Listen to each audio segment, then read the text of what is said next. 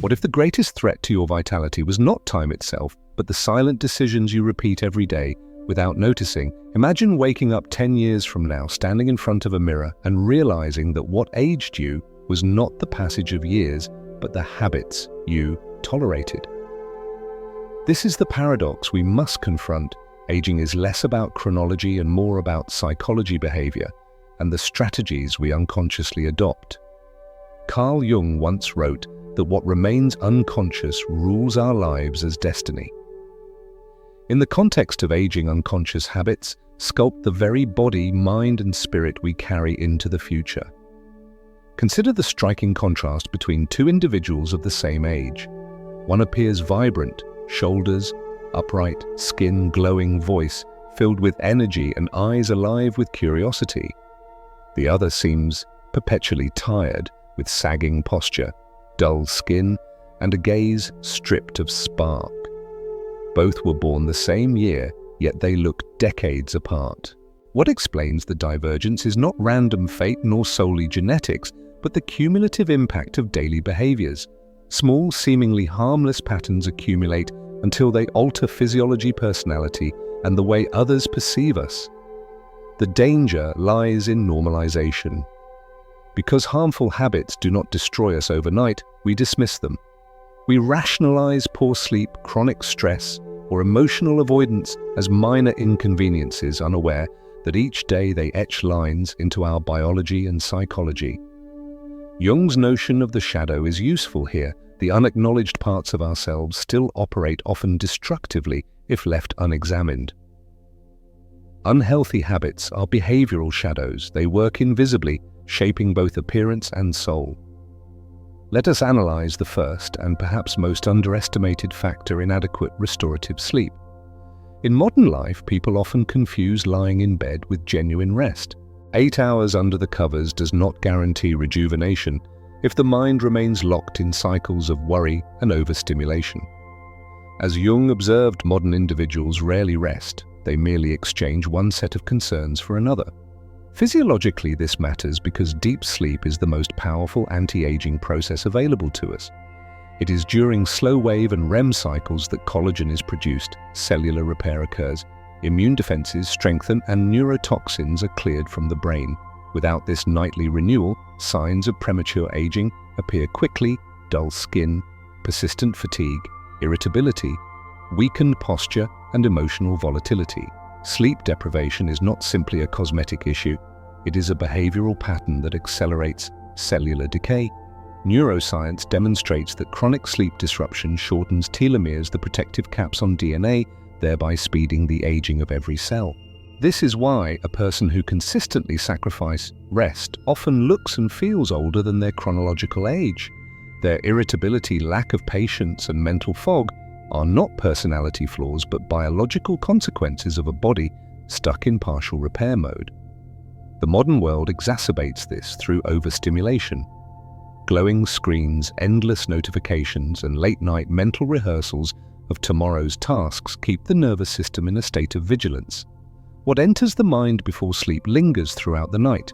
If the last input is digital chaos, then chaos is what the brain processes instead of renewal. Establishing pre-sleep rituals, disconnecting from devices, dimming lights, practicing breathing exercises, or engaging with calming literature is not indulgence but strategic health management. It signals to the nervous system that the day's battle is over. To dismiss rest as laziness is a profound mistake. Quality sleep is self-respect in action, a strategic investment in resilience. Those who reclaim their nights often find that their faces soften, their mood stabilizes, and their energy returns within weeks. In truth, each night of deep sleep is not just recovery, it is an act of rejuvenation. If poor rest silently erodes youth, then chronic stress is the accelerant that burns through it. Stress is often misunderstood as a temporary response to external challenges. In reality, for many, it becomes a constant state of existence, so pervasive it is no longer recognized as abnormal. Carl Jung warned that what is not made conscious manifests as fate, and nowhere is this clearer than in the body of someone who lives perpetually under tension. Biologically, stress is the release of cortisol and adrenaline designed for short bursts of survival. In acute moments, these hormones sharpen focus and mobilize energy, yet when sustained, they corrode health at the cellular level. Telomeres, the protective ends of DNA strands, shorten more rapidly under prolonged cortisol exposure, directly accelerating the aging process. The skin loses elasticity hair, weakens, organs function less efficiently, and the immune system becomes compromised. Stress literally inscribes itself into the body's biology. Behaviorally, the signs are equally telling. Chronic stress hardens the gaze, shortens the tone of voice, and reshapes posture. Relationships suffer, empathy diminishes, and joy becomes scarce. Life becomes a series of defensive reactions rather than active engagements. A person under constant pressure often mistakes this state for productivity, unaware that the very intensity they admire is hollowing them out. Psychologically, stress steals time. As children, days of play felt endless. As stressed adults, time collapses. Weeks and years pass unnoticed, not because life is richer, but because the nervous system is locked in survival mode. This temporal acceleration is its own form of aging. Time becomes consumed without being lived. To confront stress as a habit rather than an event, one must distinguish between useful and toxic stress. Useful stress is episodic, preparing for an exam, managing a critical meeting, responding to a genuine emergency. Toxic stress is constant, a low-grade hum of tension that persists even in safe environments. It is this second form that corrodes youth silently, convincing the individual that exhaustion is normal. How does one begin to dismantle it? The first step is awareness of the body's signals: shallow breathing, clenched jaws, tightened shoulders. These micro-indicators reveal when the nervous system is locked in fight or flight unnecessarily. Intervening physically through deliberate slow breathing, stretching, or even softening posture creates a feedback loop that signals safety back to the brain. The second step is cognitive. Many stresses are not external threats, but inherited burdens, expectations of perfection, cultural scripts, unresolved guilt. Jung emphasized that the heaviest load is often the one we do not need to carry. Releasing imagined obligations is not irresponsibility, but psychological hygiene. For example, an employee who constantly overperforms for approval, or a parent who suppresses their voice to avoid conflict, is not merely stressed, but aging under the weight of roles that drain rather than nourish. Finally, reclaiming youth requires small sanctuaries of calm. 5 minutes of silence, intentional breathing, or stepping away from digital noise multiple times a day provides microdoses of recovery. Over time, these moments compound, reversing the cellular and psychological wear of constant hyperarousal. The truth is, stark stress does not just wrinkle the skin, it wrinkles the soul. It robs spontaneity, curiosity, and the lightness that makes life youthful. By reducing chronic stress, one does not only slow aging, one reclaims the experience of living in the present moment. If lack of rest weakens the body and stress corrodes the spirit, then disconnection from purpose extinguishes vitality altogether. Jung emphasized that the human psyche requires meaning just as the body requires oxygen. Without it, one may continue to function, but the inner spark dims and aging accelerates in ways that are both physical and psychological. Purpose acts as a psychological anchor. When individuals wake each morning with a sense of why their actions matter, energy rises beyond what sleep or diet alone can explain. Conversely, when life is governed purely by routine, commuting, completing tasks, fulfilling obligations, existence becomes mechanical. The body responds accordingly. Posture collapses, breathing shortens, facial expressions flatten. This is not simply fatigue, but the embodiment of meaninglessness. Consider the metaphor of the train. In youth, every stop and landscape brings curiosity, anticipation, and energy. As purpose fades, one ceases to look out the window. The journey continues, but without engagement, time feels heavy and life becomes monotonous. This is aging in its most insidious form, not the accumulation of years, but the erosion of desire. Research in psychology supports this.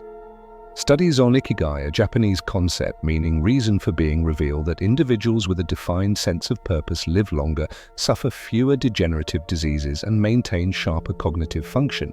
The mechanism is clear. Purpose regulates stress responses, encourages healthier choices, and sustains motivation. In contrast, purposelessness manifests as apathy, lethargy, and accelerated decline. A striking observation is how people with strong goals appear younger than their peers. It is not illusion, but physiology. Purpose activates dopamine pathways in the brain, improving mood and resilience. It stimulates immune function and optimizes cardiovascular health. The glow in the eyes of a person driven by something meaningful is not metaphorical. It is a visible sign of neurochemical vitality. The tragedy is that many surrender their purpose not through conscious choice, but through gradual erosion. First, a hobby is set aside due to work. Then creative pursuits are delayed until later. Over time, identity becomes confined to responsibilities rather than passions. This is the drizzle effect of routine, a slow erosion rather than a sudden storm. One day the mirror reflects not just an older face, but a spirit that has withered from disuse. The antidote does not require grand ambition. A life purpose need not be world-changing. It must simply be personal and authentic. It can be the pursuit of art, nurturing a family, mastering a craft, or contributing to a cause. What matters is that it ignites anticipation. As Jung noted in his theory of individuation, the process of becoming oneself is lifelong. Believing one is complete or finished is the first step toward decline. When individuals reconnect with even a modest sense of purpose, the transformation is visible. Shoulders straighten, energy flows, and curiosity returns. The body reflects the state of the soul, and meaning is the most powerful anti-aging agent available. Aging in this sense is not inevitable decline, but the absence of anticipation. Restoring purpose is restoring youth. If sleeplessness depletes the body and purposelessness drains the soul, then resentment is the toxin that corrodes both simultaneously. Resentment, unresolved anger, and unhealed emotional wounds function like invisible weights carried every day.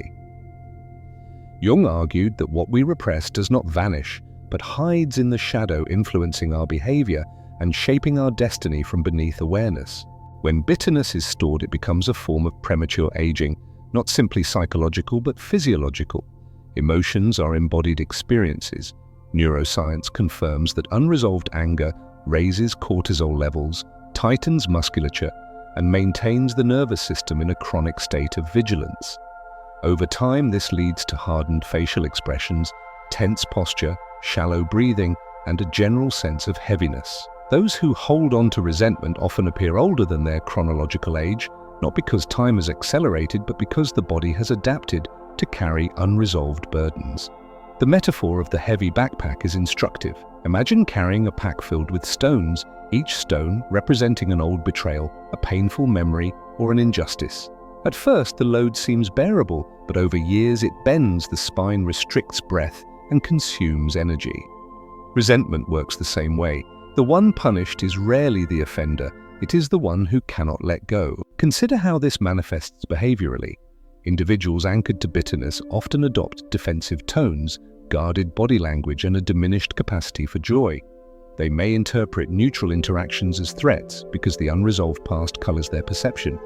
Over time, this constriction of personality reduces openness to new experiences, stifles curiosity, and thus accelerates the loss of vitality. Psychological research reinforces this. Studies show that forgiveness practices, whether spiritual, therapeutic, or behavioral, correlate with lower blood pressure, improved immune function, and even slower biological markers of aging. This is not abstract, it is cellular. When emotional weight is released, stress hormones subside, muscles relax, and energy, once locked in vigilance, becomes available for growth and creativity. Importantly, forgiveness does not mean condoning or excusing harm. Rather, it is the decision to stop allowing the past to dictate one's physiological and psychological present. As Jung observed, one cannot individuate that is become fully oneself while identifying solely with one's wounds. Defining identity as the person who was wronged ensures that life remains tethered to injury. True freedom emerges only when one constructs identity around present creation rather than past suffering. Aging rooted in resentment is at its core resistance to time. It is the refusal to accept that the past is unchangeable. Ironically, the act of clinging to pain does not preserve strength, it erodes it. Conversely, letting go is not weakness, but liberation, a strategy for reclaiming vitality. When resentment is shed, physical appearance softens, breath deepens, and energy rises. People often appear tangibly younger because their body no longer carries the biography of old injuries. The message is clear: the most profound rejuvenation does not come from external treatments, but from internal release. To forgive is to choose life over decay, presence over paralysis. When we examine the forces that age us silently, a consistent truth emerges. It is not time itself, but the way we live that determines whether we remain vibrant or grow old before our years. Poor rest deprives the body of renewal. Chronic stress accelerates cellular decay. Purposelessness extinguishes vitality, and resentment corrodes the spirit. Each of these is a behavioral choice, often unconscious, but choices nonetheless. And that means they can be changed. Carl Jung insisted that aging begins when we stop adapting and when we cease the process of becoming. To surrender to routine, to cling to old wounds, or to deny the importance of self-care is to abandon growth. This is why some people appear decades older than their age, while others radiate energy well into later life. Youthfulness is not an accident of genetics, but the compounded result of daily practices and mental orientation.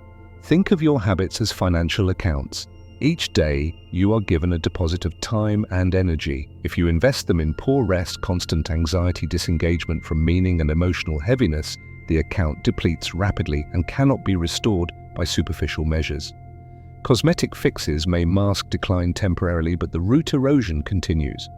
Conversely, if you invest in sleep, calm, purpose, and forgiveness, the account grows with interest. You not only slow decline, but build resilience that extends across decades. The decision point is now. Waiting for the perfect moment to change is itself a trap, because that moment never arrives. Transformation does not begin with sweeping resolutions, but with interrupting cycles. Saying today, I will not sacrifice rest, or today, I will pause before drowning in stress, or today, I will revisit what truly matters, may seem small. But repeated consistently, these interruptions rewrite identity. Over months and years, they restore what was lost. We must also acknowledge the deeper dimension. Jung emphasized the soul ages before the body does. The body reflects whether the inner life is animated or resigned. A person who stops learning, exploring, and creating grows old regardless of years. A person who continues to adapt, discover, and forgive retains youth, even in later life. This is why some 70-year-olds project curiosity and energy, while some 30-year-olds seem already defeated. The true marker of age is not chronology, but the state of anticipation. So here is the challenge. Choose one habit that you know is draining you and interrupt it today. Not tomorrow, not next week, but today. Replace the late-night scrolling with silence. Replace the automatic tension with a deep breath. Replace resentment with the willingness to release. Replace routine with a spark of curiosity. These acts are not trivial. They are strategic investments in vitality. You cannot stop the passage of time, but you can decide how time shapes you. Youth is not purchased, and it is not preserved through denial. It is built through awareness, discipline, and renewal. Your future self will either thank you or blame you. The choice is present in every decision you make now.